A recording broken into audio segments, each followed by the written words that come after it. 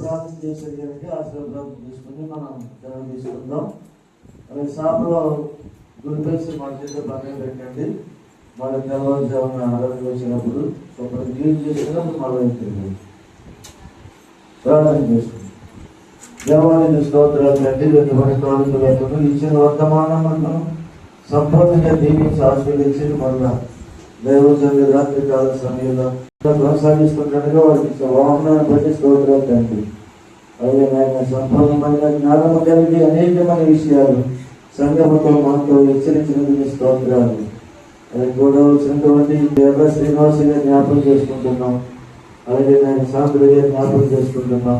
శ్యామంగా మమ్మల్ని నడిపించారు. మళ్ళా శ్యామంగా వారి యొక్క వివాహాన్ని నడిపించండి. ప్రభు సంపూర్ణమైన ఆరోగ్యం చేసేసి నడిపించండి.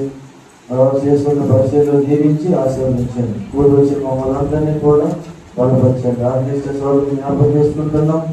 మీ సన్నిధి ఎల్లప్పుడూ కూడా అందరి మీద అనుగ్రహం చేసి దీవించమని యేసు క్రీస్తుని ఒక నామాన్ని బట్టి అడిగి వేడుకుంటూ తండ్రి కుమార పరిశుద్ధాత్మ నామంలో అందరికీ సదాకాలం జాగ్రత్త అందరికీ వందనాలండి. సాబర్